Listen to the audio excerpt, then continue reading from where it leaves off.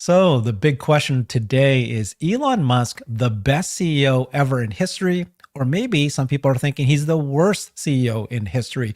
Let's go through both sides and figure out what we all think.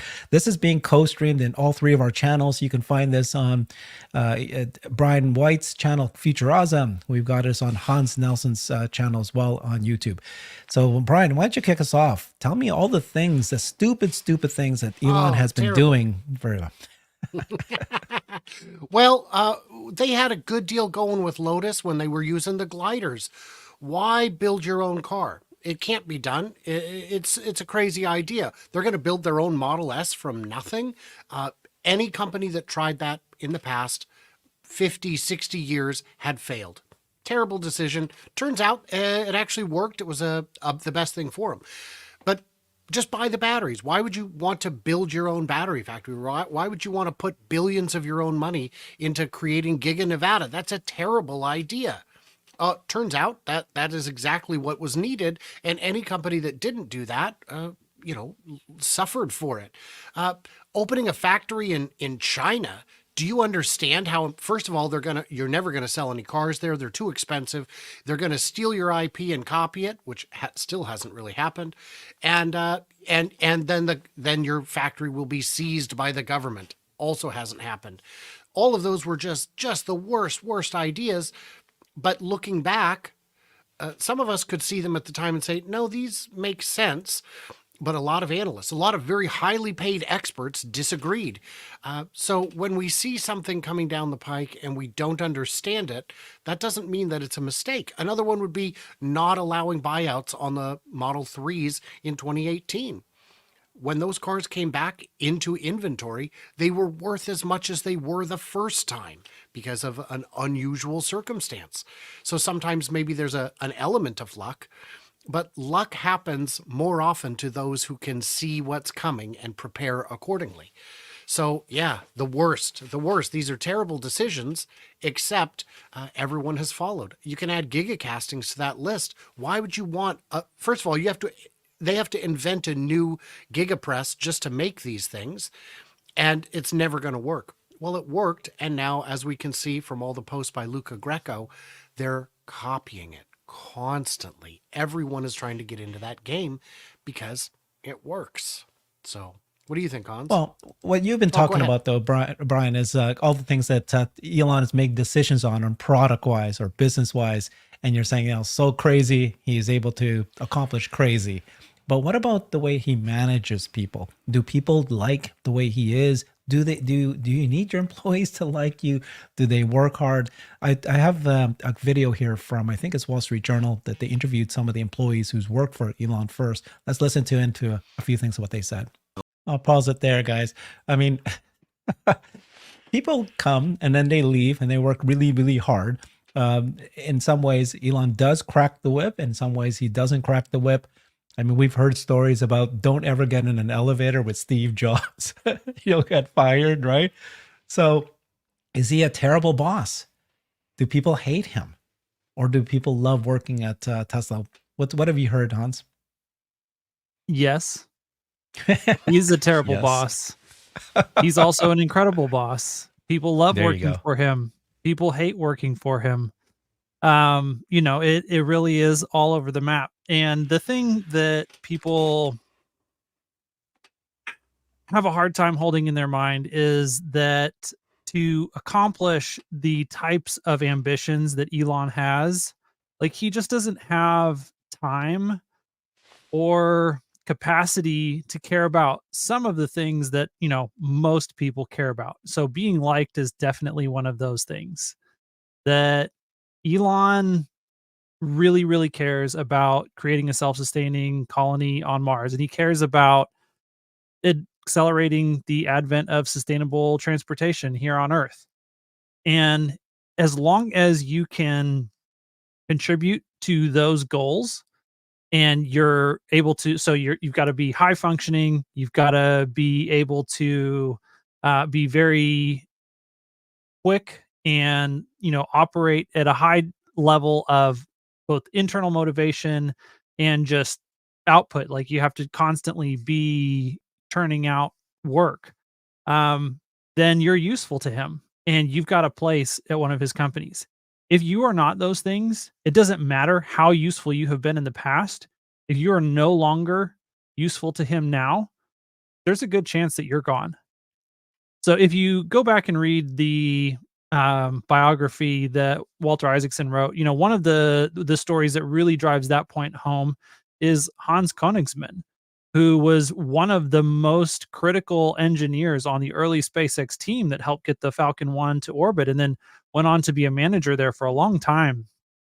And there's a point, I believe it's after the Falcon 9 has successfully made it to orbit and has even been reused, where Hans is just kind of we'll say he doesn't have the same youthful energy anymore that he once had in the company to be able to produce the high level of output that is expected of people, especially in those top ranks. And that's one, like, the closer you are to Elon, the more is expected of you for output. And it got to the point where Elon just looked at him. He said, "Hans, it's time for you to go." And the fact that, he was so well respected by the team, so much investment, had contributed so positively to the mission for so long, in- that didn't really factor into, that's like a sunk cost in Elon's mind. It didn't factor into the decision anymore. He was no longer the most productive person in that role that Elon had access to. And so it was time for him to go, and he brought in someone else.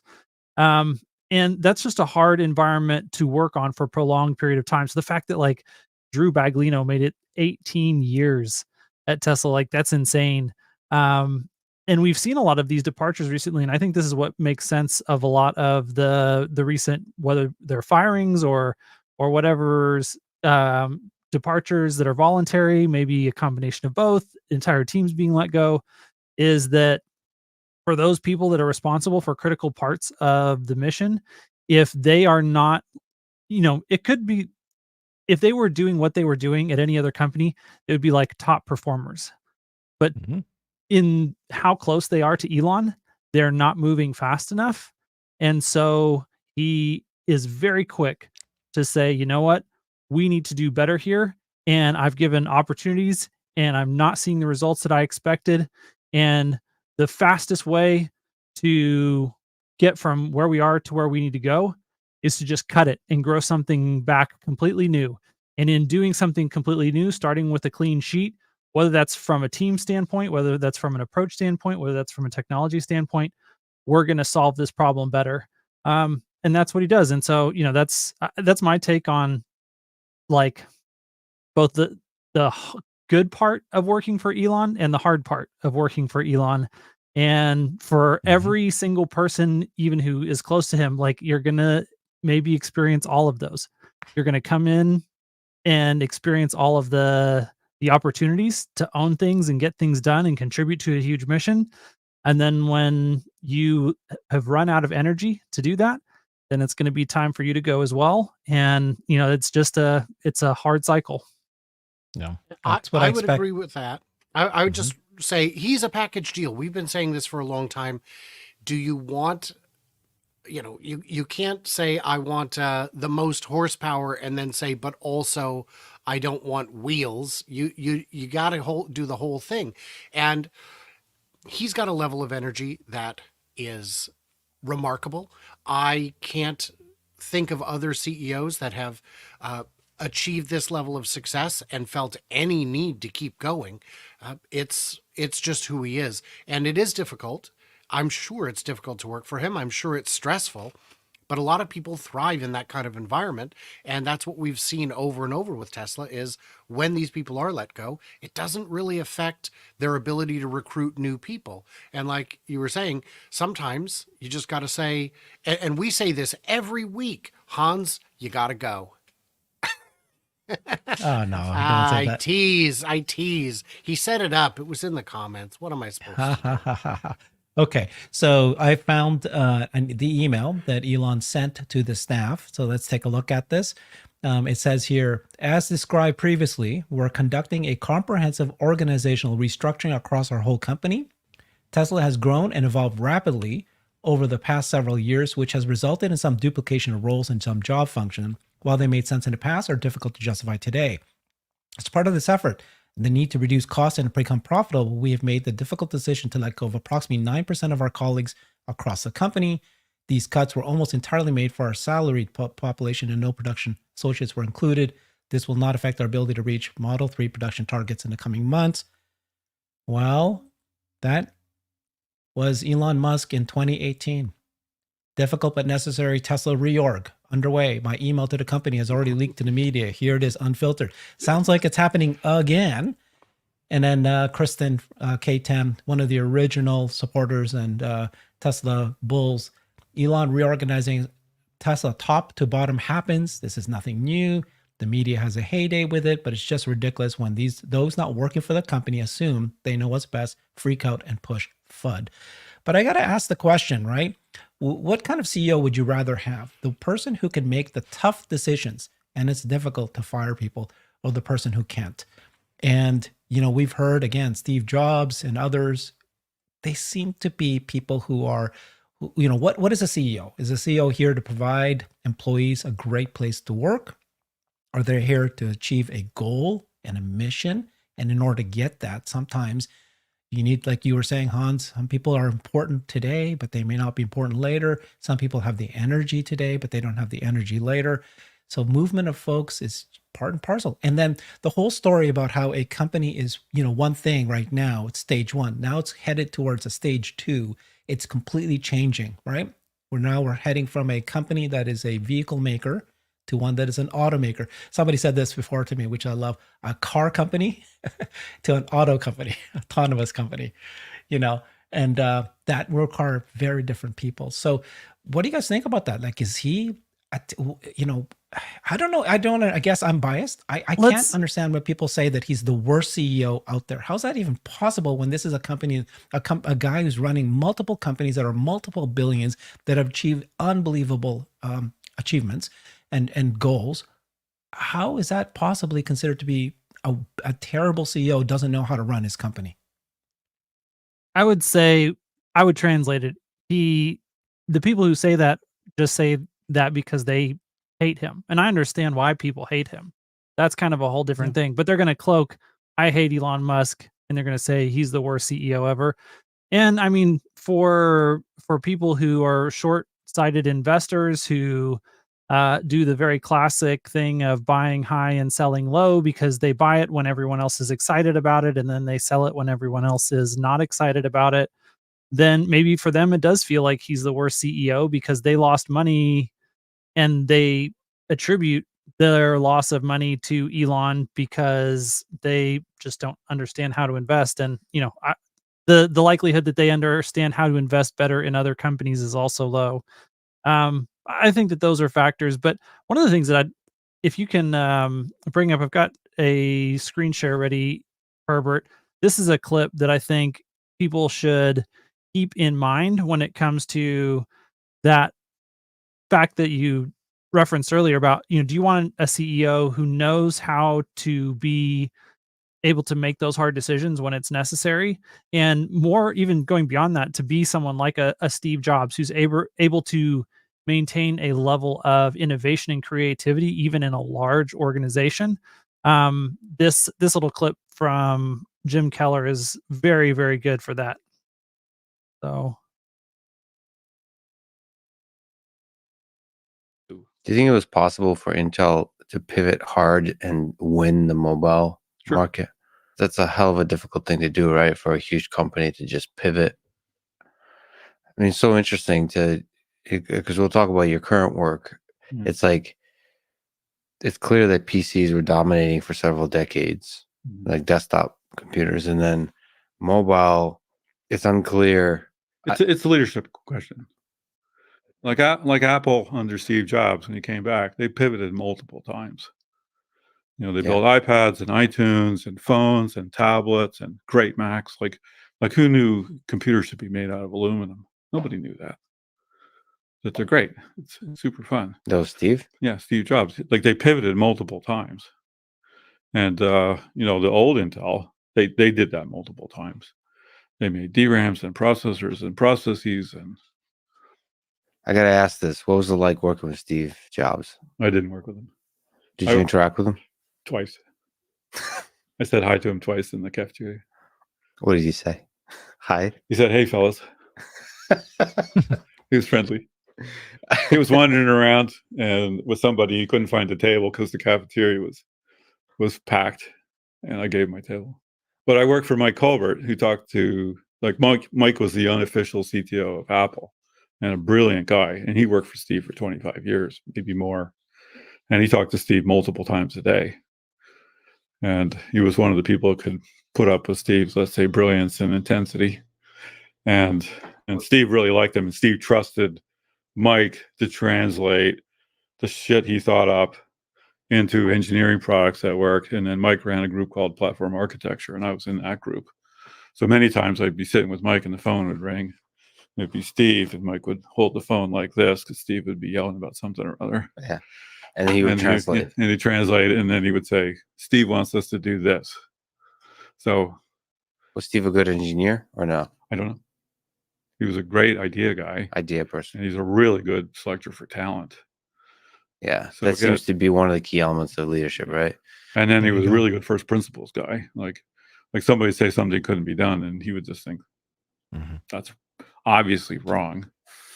Right. But, maybe it's hard to do. Maybe it's expensive to do. Maybe we need different people. There's like a whole bunch of, if you want to do something hard, maybe it takes time. Maybe you have to iterate. There's a whole bunch of things you could think about, but saying it can't be done is stupid. How would you compare? So it seems like Elon Musk is more engineering centric, but is also, I think he considers himself a designer too. He has a design mind. Steve Jobs feels like he's much more idea space, design space versus engineering. Yeah. Just make it happen. Like the world should be this way. Just figure it out. But he used computers. He had computer people talk to him all the time. Like Mike was a really good computer guy. He knew what computers could do. Computer meaning computer hardware, like low level hardware, stuff? software, all the pieces, the whole thing. And then he would, have an idea about what could we do with this next.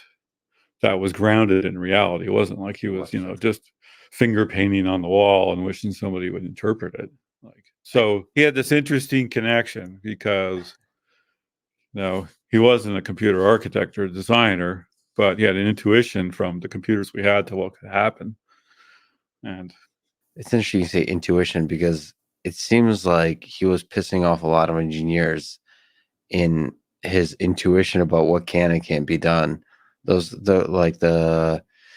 is all these stories about like floppy disks and all that kind of stuff like that. So in Steve, the first round, like he'd go into a lab and look at what's going on and hate it and fire people or ask somebody in the elevator what they're doing for Apple and not be happy.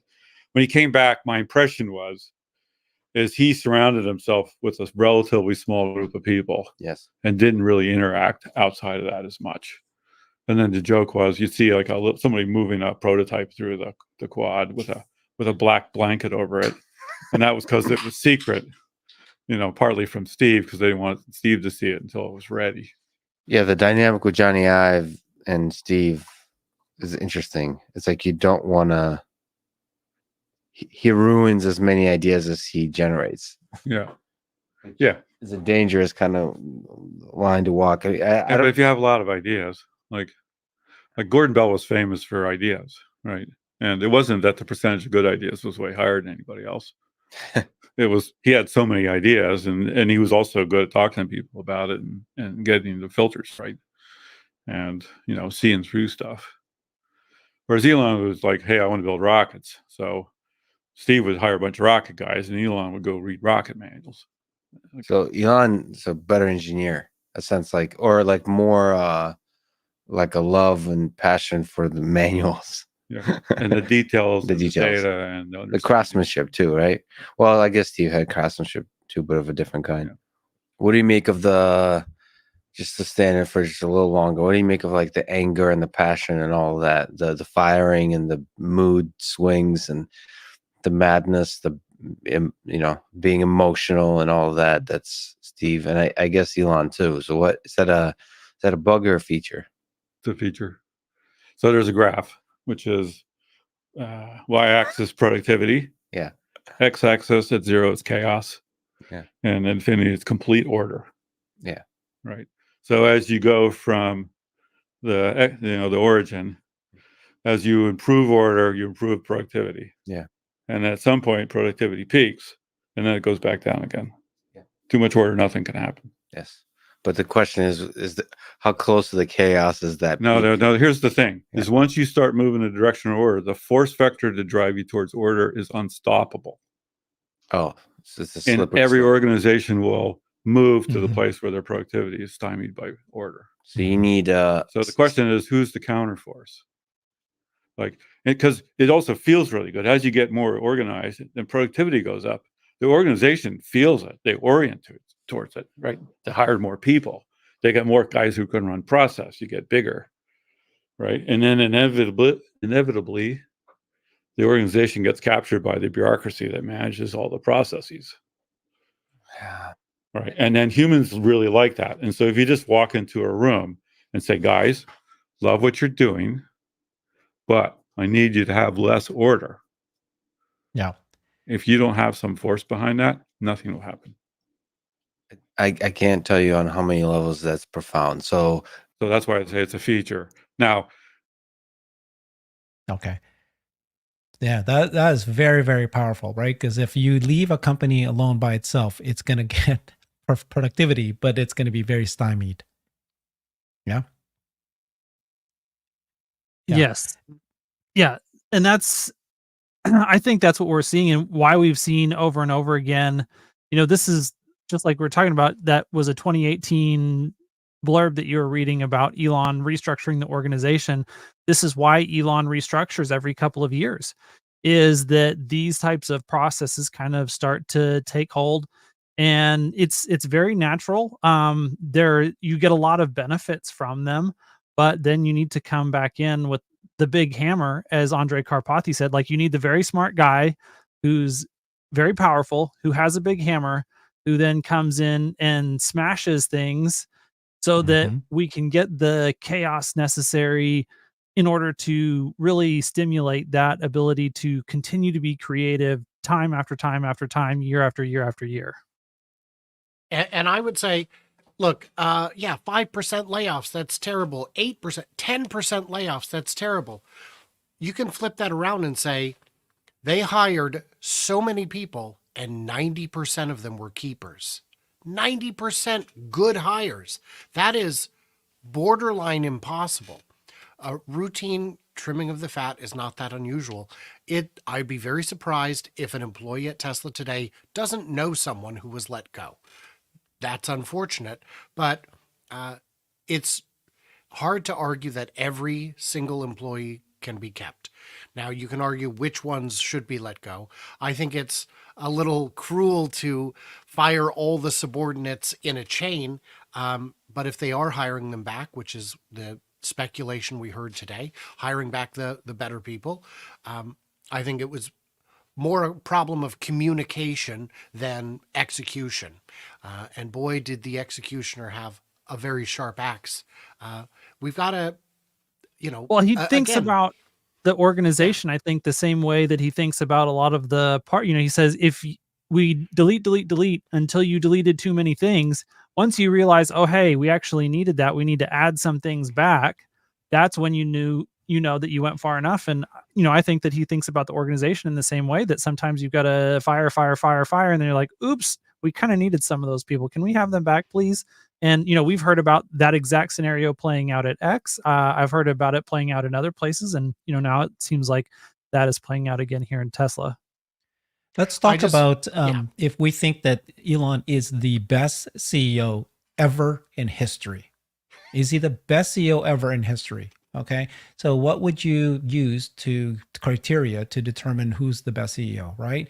It would be create game-changing products that accomplished a market. And I would, you might say that what if it's the market that's the biggest market in the world that has more impact?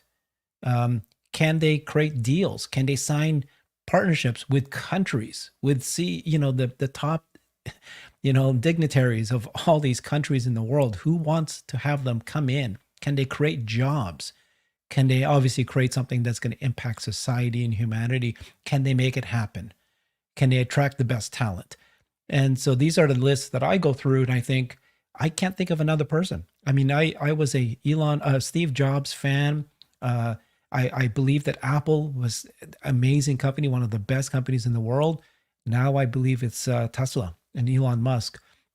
You know, I don't agree with a lot of things that Elon says or his politics, but at the end of the day, he is got game changing, life changing, society changing missions, and he's able to attract the best talent. And then I don't know how you can say that, you know, when he comes and signs, shakes the hand of the premier of China, the second guy in charge of China, and they welcome him with open arms. And just like all the other, Prime Minister Modi wants him to come to India, every country is wanting to sign a deal with Tesla, with SpaceX, with any company that Elon's running. Now he's got Neuralink, which is, changing the way that humans are going to communicate with computers, and, just treating many, many diseases. How can anybody think he's not a great CEO? But then, if not even the best CEO ever in history. I mean, if you go down the list of his companies that he's done, these are the largest companies. I don't know of anybody else who's ever run what is it now, 5 companies that are over $1 billion each. Yeah. So I would say, Hans had a great point earlier. You said that it doesn't matter what he does, the haters are going to hate. And that's the absolute truth. You can point to anything and find an imperfection. You could look back at Beethoven's Fifth and say, here's what I would have done differently. Would that have made it better? Well, maybe for a particular time period, but maybe not. Guessing in the past is hard to do. It's easy to look at one or two aspects and say, here's what I would have done differently. Does differently automatically mean better? In a handful of cases, yes, because no one is perfect. And if we're looking at the rankings, there will be no 100% score on CEO, but this is a very high one. The only other CEOs that come to mind in history really is Larry and Sergey from Google. They changed the world. They made wealth. They attracted top talent. They were global in every country they were permitted to operate in. But, then they left, and now the company is pretty big and boring. Yeah, and I Just wanna think the metrics that you mentioned, as far as the number of companies that he's been a part of that have gone on, whether it's PayPal, like to sell Zip2 to begin with, like that's an accomplishment. Many people have made similar accomplishments, but then to go on from there and to be a co-founder of PayPal that became a massive company, and he was the CEO of that company for a period of time as well. Well, that's, okay, now you're getting into a much smaller category of people who've ever been able to accomplish that. But then to come off the back of that and then found SpaceX and to be one of the earliest investors of Tesla, and essentially then have to take over, like kick out the original founders and take over the founding role to remake the entire company because it was completely non-workable the way that it was in those two companies. Like now you're talking about, okay, nobody in history has been that pivotal to that many companies of that size. And now we've got X on top of that. We've got, the Boring Company, we've got Neuralink, and these are companies that, potentially will continue to have a much brighter future. And, I don't like the last time we had a CEO. So I would say, go back further to some of the other big ones. You have to start looking at the railroad before you do that, magnates. Hans, you're completely missing the biggest, most impactful company that Elon founded that matters most. You haven't even said it yet. You both don't know? Come on, dudes. Love Well, it. if I love this it's game. XAI, then it's too soon to say. It's open AI. He Oh, yeah, founded yeah. open Yeah. AI. He knew about AI Well, 10 years yes. ago. He met with Obama. He was talking about the AI. No, everybody said, "Oh, that's a future." He was the one that was with NVIDIA, Jensen Huang, who donated the first H100 for them to use. And then But he he wasn't the wanted to CEO. he wanted to be the CEO, and that's why this happened. But he founded the company. He founded the organization. Yeah. He wanted it to be open AI.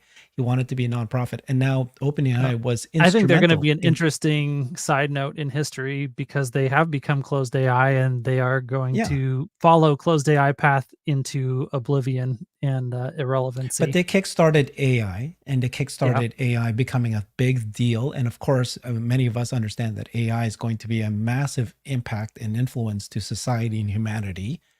And so here it might actually be the most. That's what I'm saying. Right? It's like it's going to be AI, it's going to be AGI, and it's going to be embodied AI. And I still believe it's embodied AI, which is robots, is going to be more impactful to society than AI itself.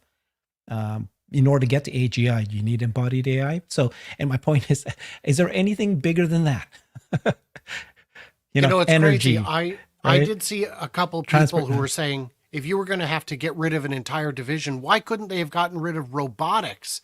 And I thought, You're kidding me. what? What? What are you talking about? Why would you say, you know what? I think you should invest in an index fund and let just the market deal with you, because I don't know how you know how to use a computer sufficiently to type a message if that's your takeaway. And I could see maybe Wall Street isn't counting future revenue from the bots, but I don't care what the market thinks over 3 months or 6 months or even 2 years. My horizon is 5, 10 years. Even 5 is too short.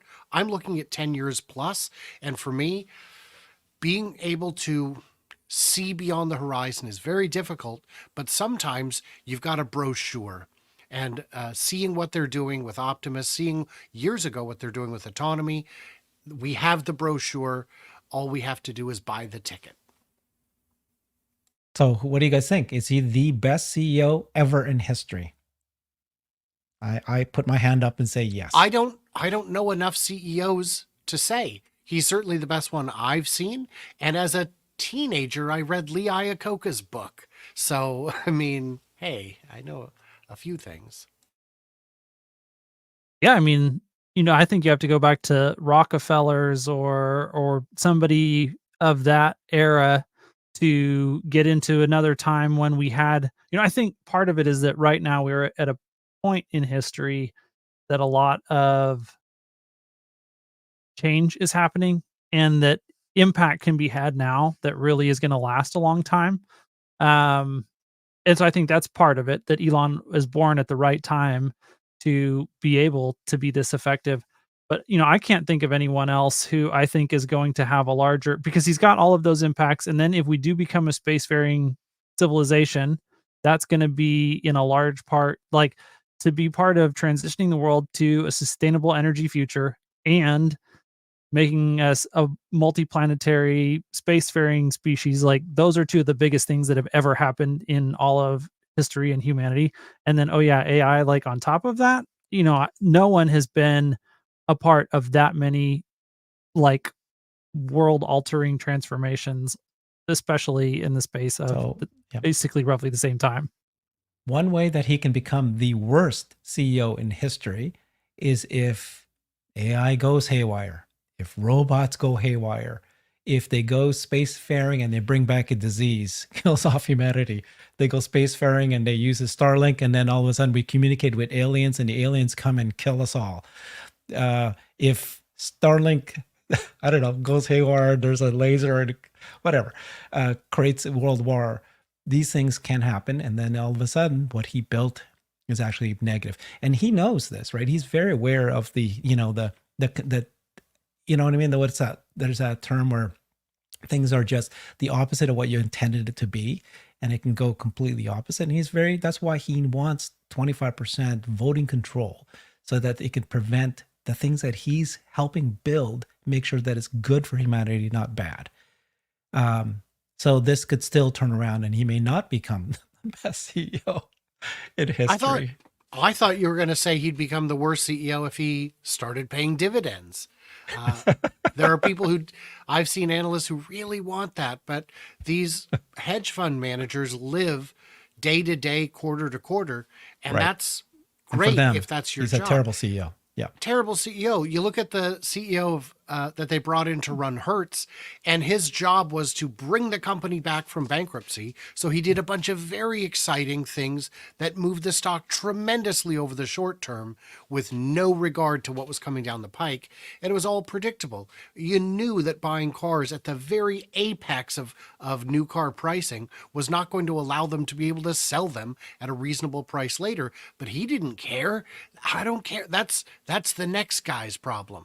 And when you've got somebody that actually cares about the company, that actually wants the company to succeed over the long, and remember, on the current stock award, Elon can't sell for 5 years. The people saying, "Oh, it's a pump and dump," and guys, you can't have a pump and dump if you don't sell the shares. That's not how it works.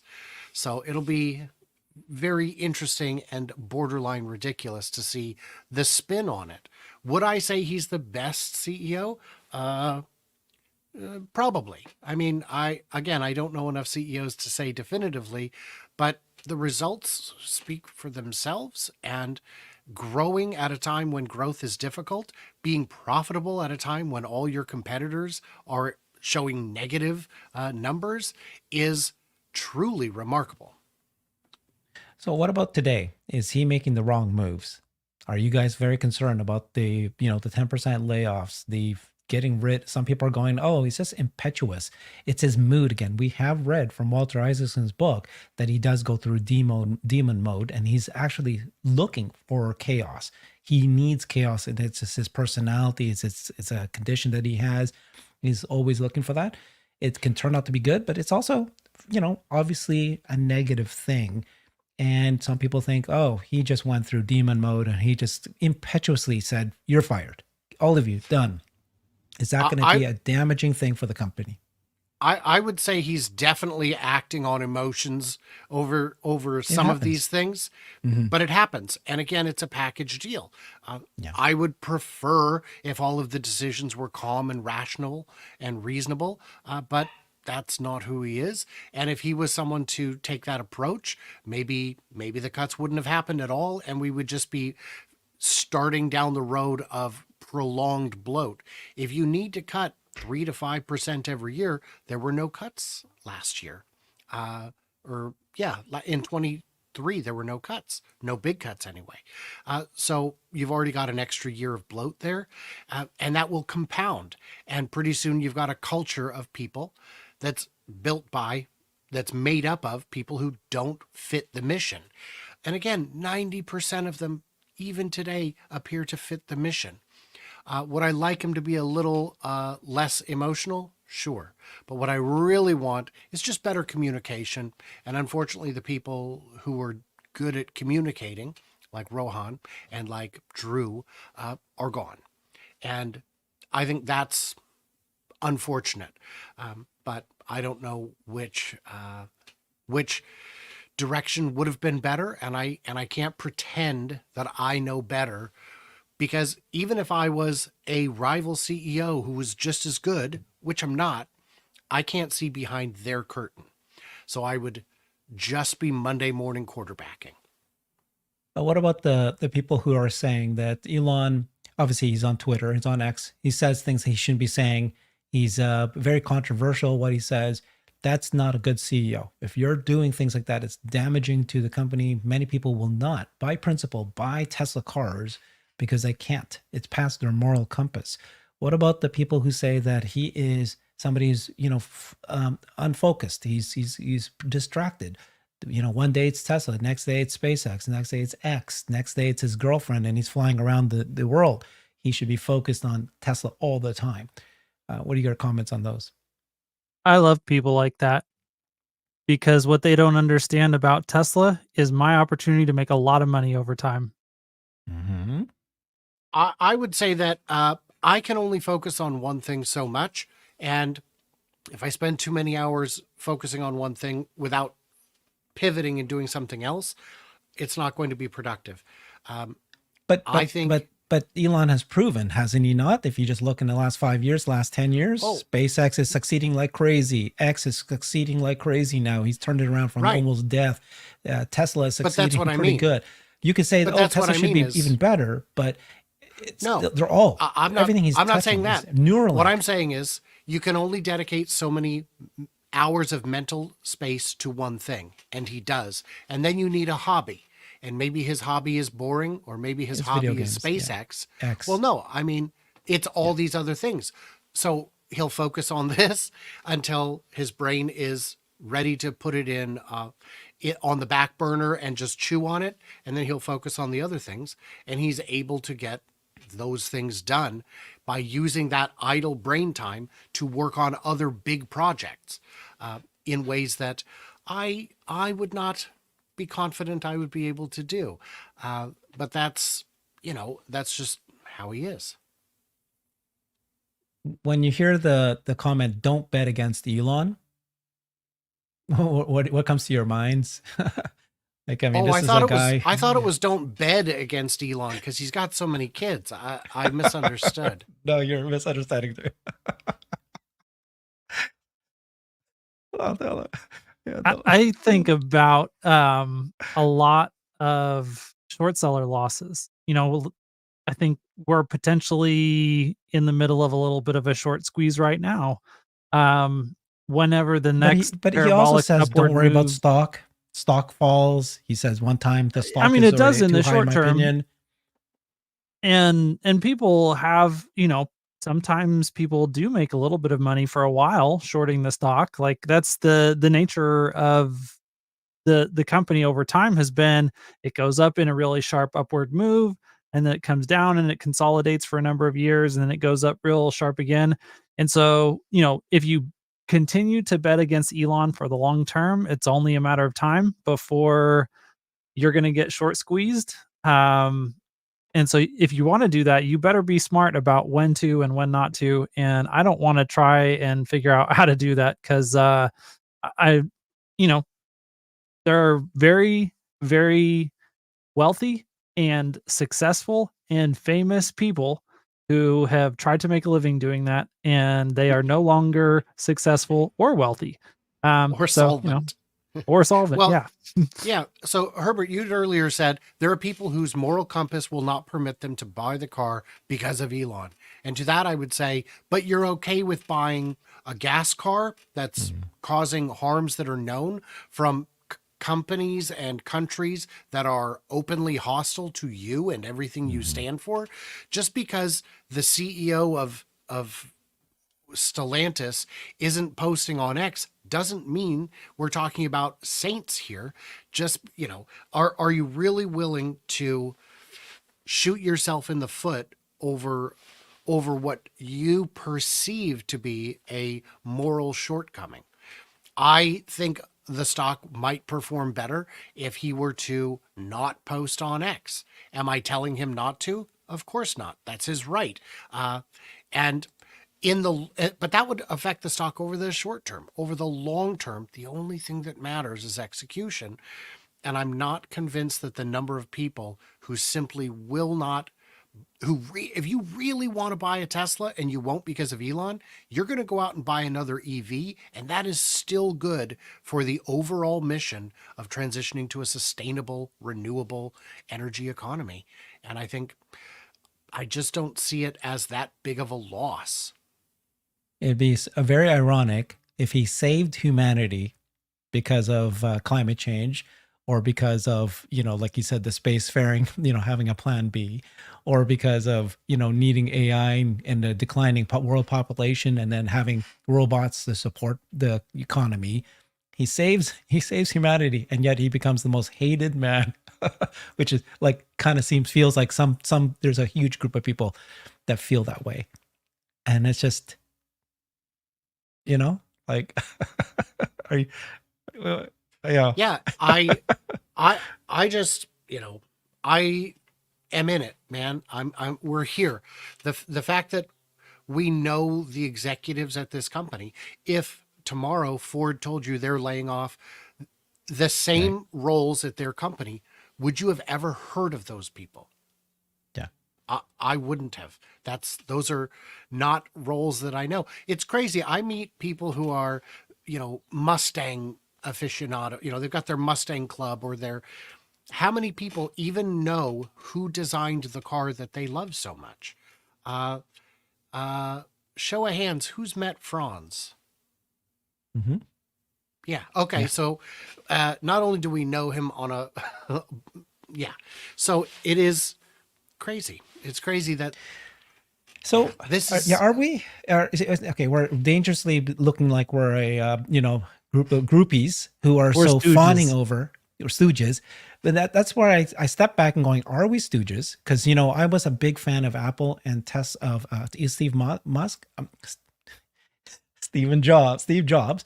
But I never was one of those people that would, I never did videos for them. I never, talked to people every single day about them. I never waited in line for anybody like that. But I was, very, very care about them. Am I wrong to say that Elon Musk, being here, living in the same time as him, witnessing this person, even if I hate him, but witnessing this person in this time frame, because he will end up becoming, written up in history. He will have an impact. Am I too early to say that? Or am I not? Is he not one of those people that comes once in a generation? Is it even once in a generation? Who was the last one? I'm drawing a blank. I mean, there were people Thomas who got Edison, very rich. Babe. That's not a generation. That's a century. That's a couple of centuries. Yeah. I mean, Einstein, dude, he was just a generation ago. I mean, people like Einstein who changed the world because of discoveries or just the way their mind works. And they're, am I being a groupie by saying this? Because I even as much as I want to be objective about it and not be subjective, because like I say, it's not like I don't love this person, but I just look at what he's accomplished, what he's doing for the world. And to me, it seems like he's accomplishing and doing amazing things for the world. If we the do a most important survey, things for the world. Yeah. if we were to do a survey and ask what is the impact of pizza on culture, we would come out looking like pizza fanboys because everyone loves pizza and that's what the data shows. So I think sometimes, I get people on X who will say, you're just a fanboy and you can't be objective. And I say, have you not watched my videos? I am critical when it makes sense. I am willing to point out the negative. When I have a problem, I will say it. No one tells me what to say. And that's something you don't get from the people who respond to Elon negatively in an emotional way. They are all in on the idea that everything he does must be bad. And when I look to someone to determine whether or not they're credible, I ask, oh, you're a fan of this company, Lucid or Lee or Neo. What have you posted that's negative about them? And if the answer is nothing, then I can't listen to anything you say because I don't know which parts are real and what you're leaving out. And so I would argue that at least for the three of us, we are capable of being objective. And in doing so, that is what's led us to the conclusion that things are in an exceptionally good state. One of the main arguments of why people think he's a terrible CEO is his communication. And what he communicates to not only shareholders, but of course to his employees and the way he communicates. And I can see the reason why they say that. And that could actually be a really true statement of why, someone may not be seen as a good CEO if they can't communicate. I actually see it the opposite though. Again, I'm trying to be sure if I'm being objective of this or not. You notice that he's very good communicating vision. He's so good at it that he gets all of his employees to really buy into it and really, really go extra hard and, sacrifice their lives for the company. And he repeats over and over and over again. But isn't that what a good communicator does? Because it takes people, you've seen the famous, you need 9 commercials before somebody actually registers the commercial and understands what they're trying to say. 9 times of touch. And so he just repeats it over and over again. And isn't that a good communicator? Somebody who has a clear understanding, says something, and it doesn't change over time because these are first principles. These are like, the main vision that's going to be true for years on end. It's a guiding post. And yet people say he's a terrible communicator, right? He stutters. He doesn't, his mind just works differently. What's your thoughts about his communication style? I would just say that anyone who criticizes a public speaker, whether it's a politician, a business leader, public speaking is difficult. Doing what we're doing right now may look easy because you only watch the people who make it look easy. It's not a natural skill. It's something you have to develop over time and work on and refine. So the fact that he only gives a few speeches a year and is as eloquent as he is fine by me. It's also not a beauty pageant. People, oh, well, he got fat. Okay, but it's not a beauty pageant here, guys. It's a business. That's what we're looking for. Look through the executives of any company. I don't need pretty people. I need smart people. And that's, So I think the communication, again, I think it's a real weak point at the corporate level. I think on the corporate side, they need better communication, especially if you don't want investors freaking out all the time over leaks or rumors or truths. But I don't think that his personal communication skills are any kind of deal breaker for me.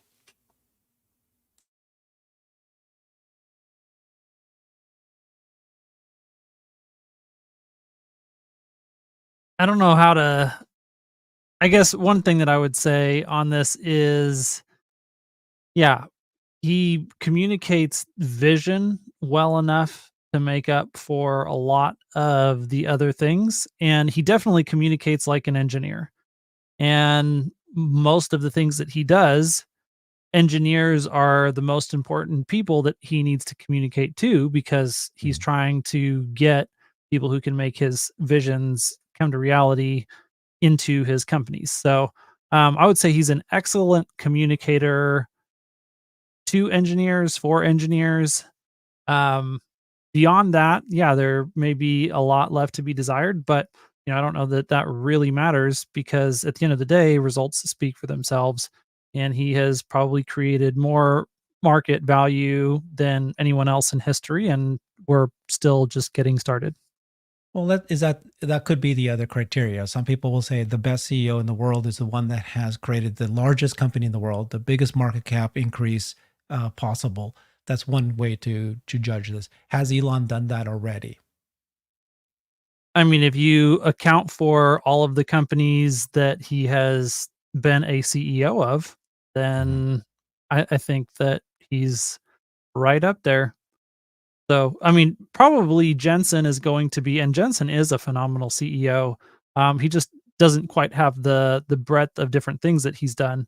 But he's going to go down for a little while as potentially being one of the people who created the most market capitalization value. But yeah, like there's still a lot left to go in humanoid robotics and robotaxis and SpaceX and XAI. So, I think between all of the different things that Elon Musk is the actual CEO of, it's, you know, if we go out 20 years from now, it'll definitely be Elon. Yeah, that's what it's looking like. If we go to another planet, that's that's just another mind blowing thing that people can't understand. I Spacefaring can't. species. I have a thing that day, so you guys can go to another planet. But Well, we're gonna go. You got to think that day. yeah, I Okay. got a thing. Wonderful. Thank you both very much. We just talked about, is Elon Musk the best or the worst CEO in history? We didn't spend a lot of time on the worst CEO. I think we're biased as a group. But you tell us, folks out there, send a comment, and appreciate everybody. We'll do this again next week. Bye, all.